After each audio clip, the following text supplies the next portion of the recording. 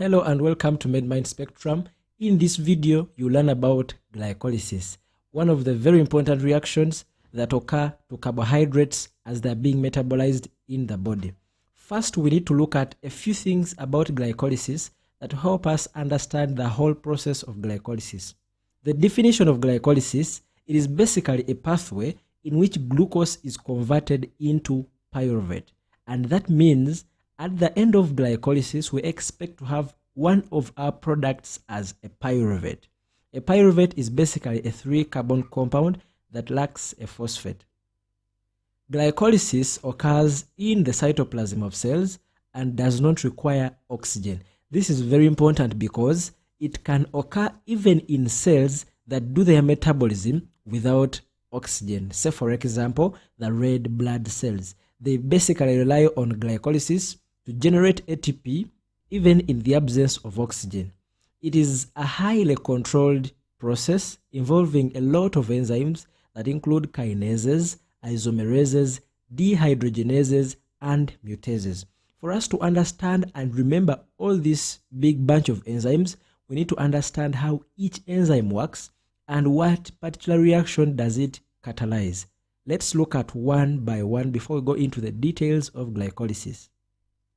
The kinases in particular catalyze the transfer of a phosphate group from a particular molecule to a substrate, and this reaction is called a phosphorylation reaction. That means for every reaction of glycolysis, which will be involving addition or transferring a phosphate group from a particular substrate to another, that particular enzyme shall have a name kinase, and this will be very evident as we begin looking at these processes. The other group of enzymes is called the isomerases. These are enzymes that catalyze the conversion of a molecule into one of its isomers. This is usually basically by arranging the carbon atoms, say for example, from an aldose sugar to a keto sugar. These will also be seen as we look at the processes involved in glycolysis. The other group of enzymes are the dehydrogenases. Now, these enzymes basically are enzymes of oxidation. What is oxidation? This, we can call it the removal of hydrogen atoms. These enzymes catalyze removal of hydrogen atoms from a substrate, and we transfer these hydrogen atoms in form of electrons to another molecule that acts as an electron acceptor. And in this case, for glycolysis, our main electron acceptor will be NAD positive. This is a coenzyme derived from a vitamin known as niacin or vitamin B3. So whenever we shall be using a dehydrogenase enzyme, most likely we shall also use NAD positive to accept hydrogen atoms and utilize them to form NADH as a means of carrying these electrons. Where do we take these electrons? These electrons are channeled to the electron transport chain, where we generate further more energy. The other enzymes are the mutases. These catalyze transfer of a functional group, but unlike kinases, these catalyze transfer of a functional group from one position to another in the same molecule. So for example, I have a 5-carbon compound and I'm transferring a phosphate group maybe from the first carbon to the 3rd carbon. An enzyme that catalyzes such a reaction is called a mutase enzyme. So all these bunch of enzymes will be appearing as we look at the reaction steps one by one. Don't forget, we shall be referring to these names, and this whole bunch of enzymes will be very easy to remember, right from the first enzyme to the very last enzyme in these 10 steps of glycolysis. Now, basically, in the first reactions of glycolysis, a hexose sugar, which is a 6-carbon sugar, is phosphorylated twice to form fructose 1,6-bisphosphate. And like you see, biphosphate, it has 2 phosphates. So that's why we are saying it is phosphorylated twice. But after being phosphorylated, we then cleave it or break it down to form 2 triose phosphates. Each takes 1 phosphate. That is in the first step of these reactions. In the last step, or the second sequence of the reaction, these triose phosphates we have formed are then converted into pyruvate, and we generate ATP as a result. Why? You can see that pyruvate does not have a phosphate. That means these phosphates that come along with the triose phosphates are eventually removed, and we add them to ADP and then we make ATP in the process.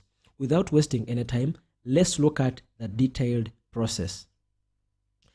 So first, in the cell, if we are to metabolize glucose, obviously the first thing would be taking glucose into the cell, and this happens using special transporters present in the membrane of cells, and these are called GLUT transporters or glucose transporters. There are very many types depending on the tissue, but in this case we shall not go into the detail. What we need is to have our glucose enter the cell. So once glucose enters the cell, the first reaction that happens is to phosphorylate the glucose to form glucose 6-phosphate. This is very important because it stabilizes glucose to make sure it cannot leave the cell again, because glucose transporters can transport glucose in either direction, but when we phosphorylate it to form glucose 6-phosphate, it becomes stable and it can stay inside to proceed with the pathway. You can see we have added a phosphate group right here on the glucose, and that means the enzyme involved is a kinase enzyme, and that's right. It is called hexokinase or glucokinase. This is specifically found in the liver. So the two are isoenzymes. And because we have added a phosphate group, the source of this phosphate is basically ATP. So we have an ATP molecule joining the reaction. It provides a phosphate which we then add to glucose, and then we form glucose 6-phosphate. The end result is producing ADP as a product of the reaction. In the second step of the reaction, we then change glucose 6-phosphate to fructose 6-phosphate. You can see that the only change that has occurred is from glucose to fructose, and this is an isomerization because glucose is an aldose sugar and fructose is a keto sugar. So the enzyme involved in this reaction is basically a phosphoglucoisomerase. Why phosphogluco? Because we are isomerizing a phosphate that is with a glucose, which we are calling a phosphogluco compound. So it is phosphoglucoisomerase enzyme. In the third step of the reaction, we phosphorylate again the product that we have just formed. In this case, fructose 6-phosphate. And because it is again adding a phosphate group, the enzyme, of course, it is still a kinase. And in this case, it is called phosphofructokinase. And again, it is ATP providing this phosphate, and then we release ADP in the process. The next step of the reaction, we are now going to cleave this fructose 1,6-bisphosphate into two molecules. One is dihydroxyacetone phosphate and another one is glyceraldehyde 3-phosphate. One is an aldehyde, another one is a ketone. But for the next step of the reactions, we can only use the aldehyde form. But first, this reaction that has happened to cleave this phosphate to form these two compounds is catalyzed by an aldolase enzyme. The enzyme is called aldolase, okay? So in this case, because we are only using GA3P, the next reaction is to isomerize dihydroxyacetone phosphate, which usually is abbreviated as DHAP, into glyceraldehyde 3-phosphate. And this enzyme is, of course, an isomerase enzyme called triose phosphate isomerase. Why? Because it is isomerizing a triose phosphate, a 3-carbon sugar with a phosphate group attached. The next step of the reaction is then to oxidize and phosphorylate again this glyceraldehyde 3-phosphate. Now this reaction is catalyzed by a dehydrogenase enzyme because it is an oxidation reaction. This enzyme is called GA3P dehydrogenase. And because it is dehydrogenase, it means we are having a molecule that is going to pick up hydrogen atoms from this GA3P molecule, and this is NADP positive. But because we are phosphorylating the compound at the same time, we shall also have an inorganic phosphate. We add this to the GA3P, and the end result it will be NADH. Remember, NADH is like a form of transport of these hydrogen atoms we have picked from this molecule so that we can take them to the electron transport chain and then form more ATP. And now in the next step of the reaction, we dephosphorylate this compound we have just formed. And in this case, because we are dephosphorylating, it means we are going to get a phosphate group and transfer it to some other substrate. And in this case, it is ADP that's going to accept this phosphate, and we shall form ATP in the process. But because we are transferring a phosphate group, the enzyme involved is of course a kinase enzyme. This enzyme is called phosphoglycerate kinase. And we are transferring this phosphate group to ADP and we are forming ATP. But remember, there are two GA3P molecules in this particular reaction. An original molecule and one that was formed by the isomerization of DHAP. That means so far, we have formed two ATP molecules. Remember, in the initial steps, we utilized still two ATP molecules to phosphorylate first glucose and then fructose 6-phosphate. That means so far we have no net gain of ATP. But remember, we said glycolysis is a reaction in which we shall eventually form ATP. So which particular reaction is going to add us more ATP so that we can now form a net gain? Let's continue. We shall see that reaction. Now, the next step of the reaction is to arrange the phosphate group. We are basically arranging the phosphate group from the third carbon to the second carbon. And if you remember this enzyme, we called it a mutase enzyme, an enzyme that transfers a functional group from one position to another within the same compound. This is called phosphoglycerate mutase enzyme. And it is basically transferring a phosphate group from the third carbon to the second carbon to form what is known as 2-phosphoglycerate. In the next reaction, it is a dehydration reaction to form an eno. This eno is called phosphoenol pyruvate. And because it is an eno, it means we are removing a water molecule. And the enzyme involved is called an enolase enzyme. So this enzyme basically catalyzes the removal of a water molecule so that we can form PEP, which is also known as phosphoenol pyruvate. That means PEP is unsaturated somewhere because we have removed a water molecule. And the last step of this reaction is to remove this phosphate. Remember, pyruvate does not have a phosphate. So the last step of the reaction is to dephosphorylate PEP to form what is known as pyruvate. And of course, like you may have assumed already, the enzyme is still a kinase. But in this case, it is called pyruvate kinase enzyme. And no surprise, in this case, again, ADP is our acceptor for the phosphate to form ATP. That means we have added two more ATP molecules to what we had made before. Remember, we have one GA3P molecule undergoing this reaction to produce two ATP molecules, but they are two GA3P molecules. So we have basically made 4 gross ATP molecules. But remember, we utilized the 2 of them in the initial reactions. So therefore, we have a net gain of 2 ATP molecules. And we can put it down in a summary and say, in an overview, the reactant was glucose. The products are 2 pyruvate molecules, 2 NADH molecules.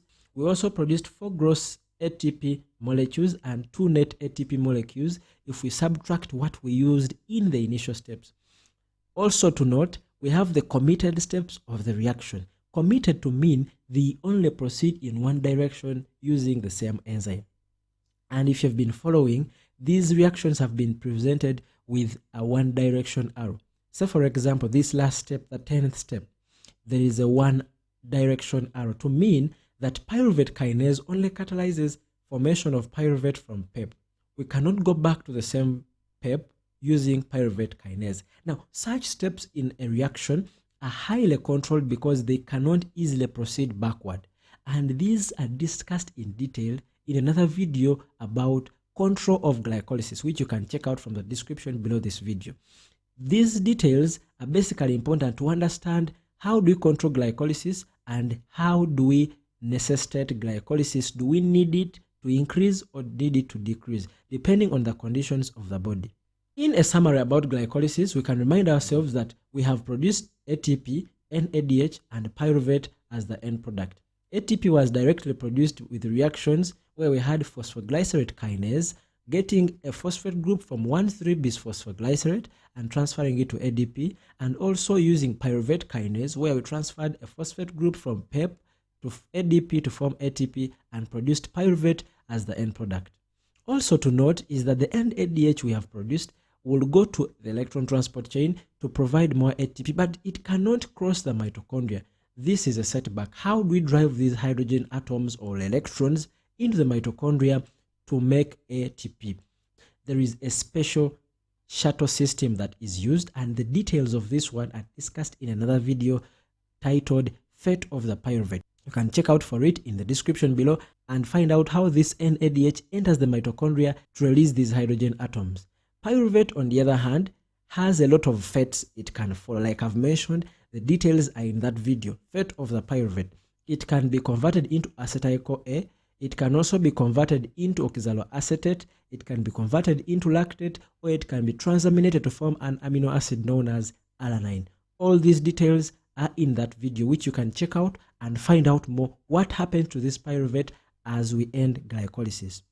And lastly, key to note is also to know that the regulatory enzymes of this reaction are those enzymes that catalyze the one-step forward reaction, or the committed steps.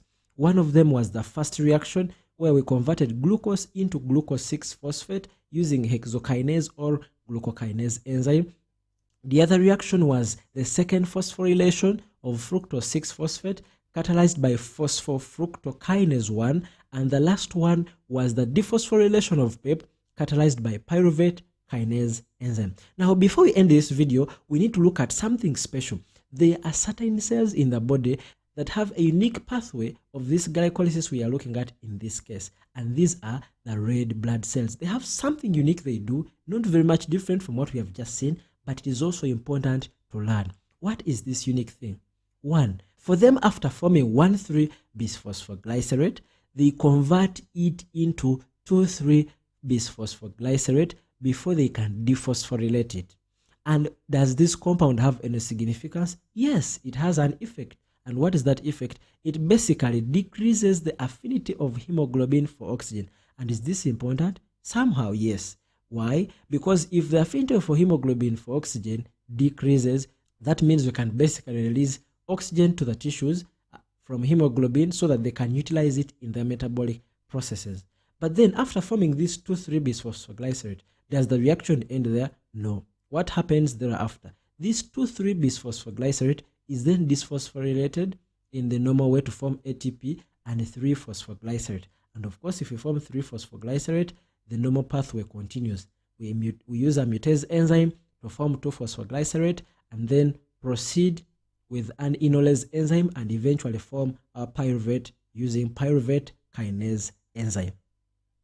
And lastly, let's look at what happens in case you lack pyruvate kinase enzyme.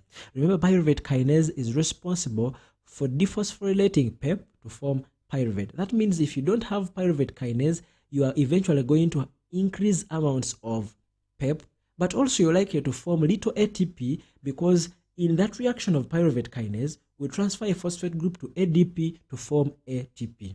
So what are the likely significances? One, we have decreased production of ATP from glycolysis, and this is basically dangerous for red blood cells, which entirely depend on glycolysis for their energy supply.